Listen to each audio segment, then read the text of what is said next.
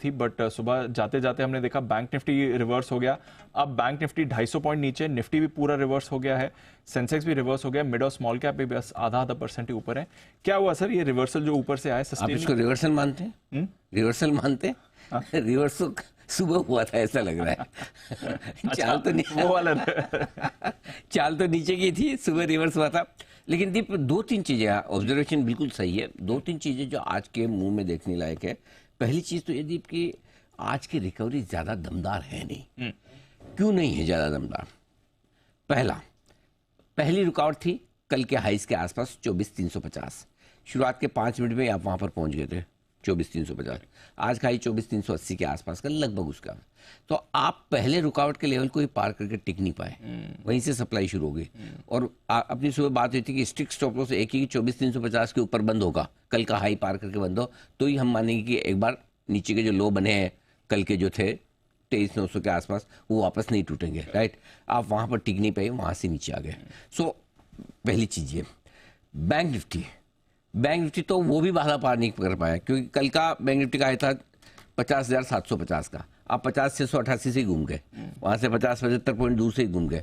तो bank Nifty तो उससे ज्यादा कमजोर, और बैंक निफ्टी पहले लाल निशान में भी जा चुका। तो बैंक निफ्टी को तो फर्क ही नहीं पड़ रहा कि जापान 10%, 8% बढ़ा भी है। करेक्ट, उसको तो जैसे लेना देना ही नहीं है। मैं तो पैदा ही कमजोर होने के लिए हुआ हूँ, है ना।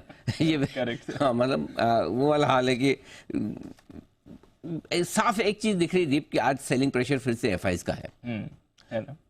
आज के सेशन की एक और इम्पोर्टेंट चीज है, लंबे समय बाद आप मुझे याद करके बताइए, और अगर हमारे दर्शकों में भी किसी को याद हो तो बताएं मुझे, कब ऐसा हुआ है लंबे समय बाद कि मार्केट स्क्रीन पे मजबूत खुल के कमजोर हो रहा हो।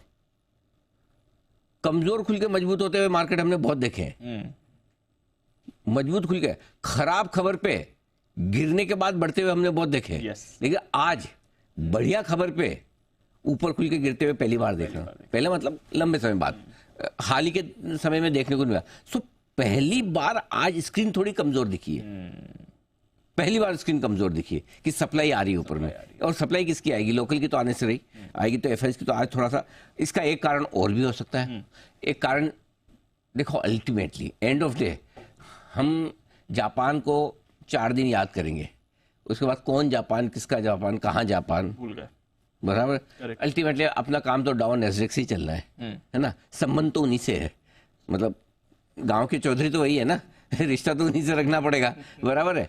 तो अगर डाउ नैस्डैक को देखें, कितने घट गए ऊपर से? देखिए, आधे रह गए या आधे से भी कम हो गए?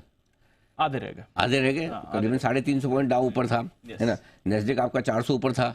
तो इसका मतलब ये कि अमेरिका के फ्यूचर्स भी उतने कॉन्फिडेंट तो नहीं दिख रहे ना कि हमारे यहाँ भी ट्रेडर्स को मजबूती का। सो पहली बार डीप जो स्क्रीन दिख रही है वो ये कि ऑन इंट्राडे स्क्रीन कमजोर हुई है। पहली बार बायर्स इतने मजबूती से आके कूद के नहीं ले रहे हैं। ट्रू है ना, मैं आराम से लूंगा, अपने भाव से लूंगा टैक्स, वो वाली फीलिंग आ रही है। सो ये बड़े समय बाद ऐसा हुआ। सो इसका मतलब ये है कि we are not out of the woods, खतरे से अभी बाहर नहीं है, पानी खतरे के निशान के आसपास बह रहा है। करेक्ट, आजकल बाढ़ का सीजन है तो इसलिए उससे समझ में जल्दी आ रहा है। सो थोड़ा सा अभी भी रिस्की मार्केट है, वोलेटाइल मार्केट है। हाँ, बॉटम बनना होगा। तो आज सुबह जो मैंने एक बात कही कि ये बहुत जरूरी है, चाहे अमेरिका हो चाहे हम, इन लेवल्स के आसपास जब भी थोड़ा वोलेटाइल ट्रेड हो। फॉर एग्जांपल, आज आप कल का लो टेस्ट करें, एक बार 23,900 24,000 के पास पहुंचे आप, उसके बाद 24,200 300 फिर खींच के ले जाए, करेक्ट, फिर सप्लाई करके 24,000 लाए, फिर बंद होते हुए 24,100 के आसपास कर दे। अगर इस तरह की 2-3 बार राउंड हो ना, तब जाके आपकी बेस और बॉटम फॉर्मेशन होगी। तो वो बहुत जरूरी। तो वॉलेटिलिटी और दोनों तरफ लेने में भी जबरदस्त, बेचने में भी जबरदस्त, वो वाला काम जब तक नहीं होगा तब तक, है ना, वो कहते हैं कि जो जहर निकलना चाहिए। Correct sir. जब तक एग्रेसिव जिसको लेना है बेचना है, वो जब तक कड़क होगी नहीं आएगा ना। जब तक तेजी मंदी करने वालों के 2-4 बार स्टॉप लॉस ट्रिगर नहीं होंगे, तब तक वो मार्केट का बेस बनेगा नहीं। सो आई थिंक थोड़ा सा मुझे लगता है कि इस लिहाज से आपको देखना जरूरी है। कुछ लेवल्स भी हमारे सामने हैं, मैं बता दूं। 23,750 23,900 अगला सपोर्ट लेवल है निफ्टी पे, यहाँ सपोर्ट लेने की कोशिश करेगा। ऊपर में 24,300 24,400 पार करने में मुश्किल होगी, वहां पर आने पे प्रॉफिट बुकिंग आएगी, अगर आ गई तो वापस।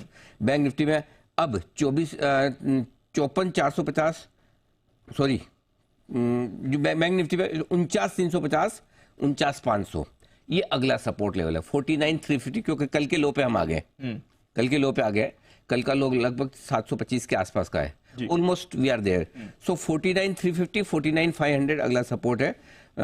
और बैंक निफ्टी में ऊपर की जो रेंज है 50,450 है, ये 54 नहीं है, ध्यान से लिखिएगा, 50,450, 50,650, ये आपके लिए, इसको 50,000 कर दिए, 54,000 आ गया तो लाइफ ही बन जाएगी।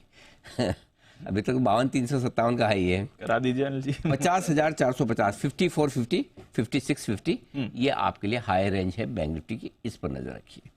ठीक है, गॉट इट। चलिए, ये है आपके लिए इंपॉर्टेंट लेवल्स जहां पर रखनी है नजर। नतीजों का भी एक्शन स्क्रीन पर आते हुए दिख रहा है।